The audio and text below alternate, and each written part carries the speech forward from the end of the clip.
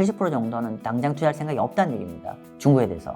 그리고 심지어 한 10중에 4명은 이제 중국 투자 안 하고 딴 데 기회 알아볼 거야. 그리고 30%는 아직 이렇게 많이 싸졌음에도 불구하고 당분간 뭐 중국 주식을 쭉 사들일 생각 없다. 중국 부양책이 확실히 나올 때까지. 네, 안녕하세요. 마경환입니다. 지난 시간에 이어서 BOA 멜린치에서 1월 달에 서베이한 글로벌 매니저 서베이 자료 오늘 또 분석해 드리겠습니다. 지난 시간에는 글로벌 매니저라서 주로 미국 중심의 글로벌 시장이었고요. 한국이 포함되어 있는 아시아 시장에서 활동하는 외국인 투자자들은 무슨 생각을 하고 있는지 이번 시간에 확인해 보도록 하겠습니다. 첫 번째 내용은 뭐냐면은 향후 12달 안에 금년에 일본 경제 전망 어떻게 생각하세요? 라는 질문입니다. 그랬더니만 여기 제뉴얼이 요 짙은 색깔 보셔야 되는데요. 와우. 어떻게? 100명 중에 63명이 거의 절반 한 60% 이상이 금년 일본 경제가 전년보다도 어리를 stronger 좀 좋아질 거라고 답변하네요. 뭐 한국이 이런 데랑 좀 다르네요. 그죠? 그래서 일본 경제는 작년보다 좀 더 좋아질 거라 보는 게 한 63%입니다. 그래서 일본의 경제에 대해서는 전반적으로 긍정적으로 생각한다는 겁니다. 죄송합니다. 제가 위에 헤드라인을 잘못 썼어요. 제가 이거 바꾼다는 걸 못 바꿨습니다. 먼저 양해해 주시고요. 그래서 아무튼 요거는 중국이 아니라 일본 경제입니다. 일본 경제 금년에 좀 양호할 거라는 게 지배적인 의견이다. 말씀 좀 드릴게요. 자, 두 번째는 그러면 금년에 일본 주식 투자하면 몇 프로 정도 수익 나겠니? 기대 수익 얼마 되니? 라는 질문입니다. 그랬더니만 가장 많이 답변했던 게 어떤 거냐면은 5에서 10%. 그죠? 5에서 10% 정도고, 그리고 10 중에 한 30%? 한 27%가 영어로 이렇게 더블 디짓이라고 하다. 더블 디짓은 뭐냐면 10% 이상 기대해야 한다. 그죠? 그래서 일본 주식에 대해서 전반적으로 좀 긍정적 견해가 많네요. 그래서 한번 볼까요? 0에서 5%, 27%, 5에서 10%, 30%, 그리고 10% 이상 27%. 이거 합쳐보면은 얼추 8, 90% 나오죠. 그래서 정리를 하면 앞쪽에 일본 경제에 대해서 작년보다 23년보다 24년이 좀 더 좋아질 거라 보는 견해가 한 60%고, 그 일본 주식에 대해서 더 긍정적으로 보는 사람이 거의 한 플러스 수익이 나올 것 같다는 게 한 8, 90% 본다고 말씀드리겠습니다. 그리고 하면 얼마 정도 되겠니? 평균 내에서 한 자리 후반 정도는 나오지 않을까라는 기대감입니다.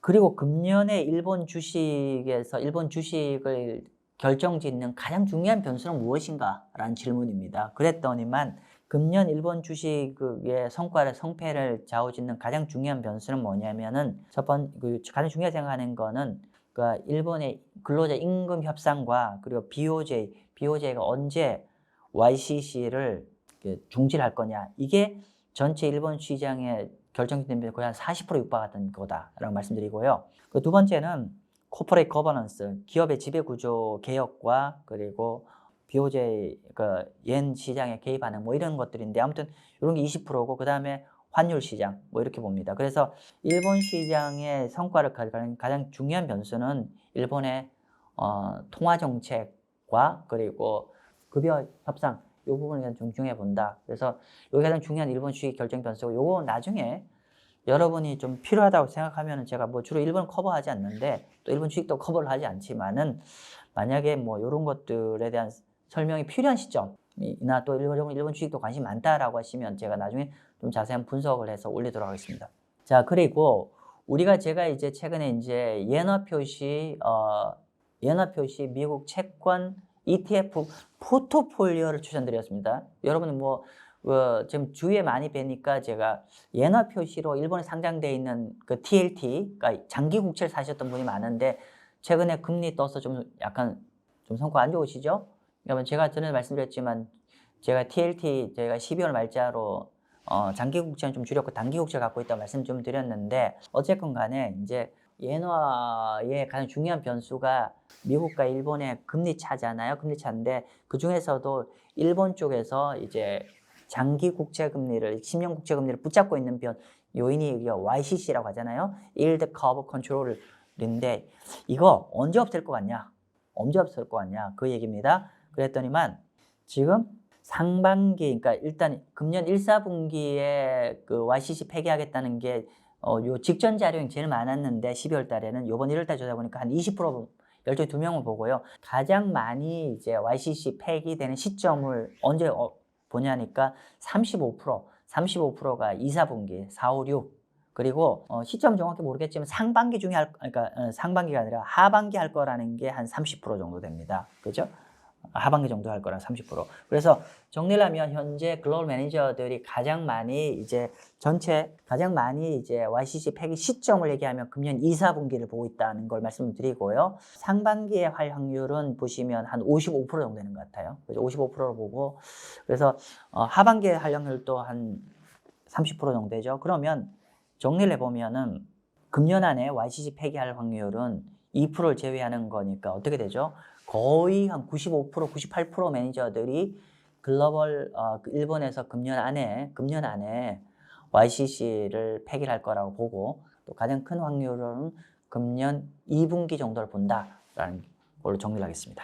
자, 그리고 아까 우리 중국 얘기 좀 하고 싶은데요. 우리 결국은 중국이 중요하잖아요. 우리 중국에 특히나 최근에 이제 ELS 상품 관련해서 한국에서 10조 이상 파생 상품 손해 보셨다고 하는데 사실 그 얘기는 할 얘기는 아닌데 여러분들 파생 상품은요. 제가 말씀을 드릴까 말까 많이 고민을 했어요. 고민했는 게 어떤 내용이냐면은 저는 개인적으로 제 주위의 지인들한테 저는 파생 상품을 권하지 않습니다. 그러니까 이번 이벤트가 발생해서 말씀드리는 게 아니라 제가 가장 친한 친구한테도 어떤 말씀 좀 드렸냐면은 우리가 이제 그 친구가 친한 친구한테도 어떤 상황에서도 ELS 같은 파생 상품에는 너의 전체 투자 자산에 절대 네버 30% 이상 투자하면 안 된다고 말씀드렸어요. 근데 제가 한 수년 전부터 이렇게 얘기를 했거든요. 근데 이 친구가 전 한 달 전에 저한테 고백을 했어요.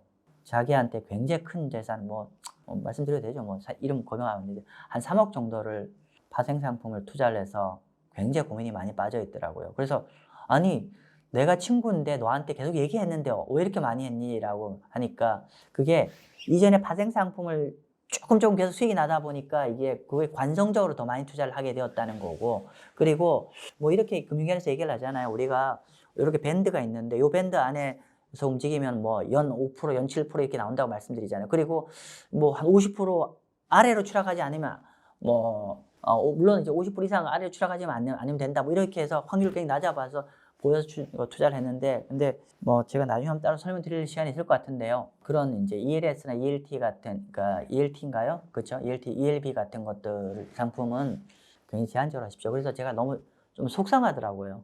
사실 제 가장 친한 친구인데 그리고 또 나름 금융시장 전문가라는 친구를 옆에 두고 있는 제가 이전에도 계속 기등을 해줬음을 불구하고 그 친구한테 굉장히 큰 돈입니다. 굉장히 큰 돈입니다. 근데 3억을 투자를 해서 사람한테 가족한테 말도 못하고 전전긍긍하고 있어요. 그래서 이런 일이 재발되면 안 될 겁니다. 제가 나중에 혹시나 이제 댓글로 이런 파생 상품 투자 전략이나 어떤 자세나 이런 전반적인 거에 대해서 한번 설명할 필요성이 있거나 또 많은 분들이 호응해 주신다고 하면은 제가 이런 이제 ELS나 이런 상품에 대해서 어떻게 생각하고 어떤 견해를 갖고 있는지 좀 자세히 한번 말씀드리겠습니다. 아무튼 돌아가서 지금 이제 이미 만기가 들어오고 또 어떻게 해야 될지 고민이 많은데 중국 주식이 가장 중관건이잖아요. 그래서 이제 내부인 관점 말고 글로벌 투자자들이 현재 주식에 대해서 어떻게 생각하는지 중국 주식에 대한지 한번 그 얘기를 좀 하고자 이렇게 긴 얘기를 했네요. 한번 볼게요. 자, 일단 중국 주식에 대해서 스탠스나 포지션에서 어떻게 생각하는지 글로벌 매니저가 어떻게 생각하는지에 대한 내용입니다. 볼게요. 자료를 읽고 있는데 좀 답답하네요. 지금 보니까 워낙 제 친구들도 많이 손해를 보고 봐서 자, 일단 보니까 글로벌 매니저들이 향후 일본 중국 주식에 대해서 어떻게 생각하냐면 일단은 거의 한 10중에 4명, 39%, 40% 육박한 사람들이 향후 중국 투자 안 하겠대요. 중국 말고 다른 데에서 투자 기회를 찾겠답니다.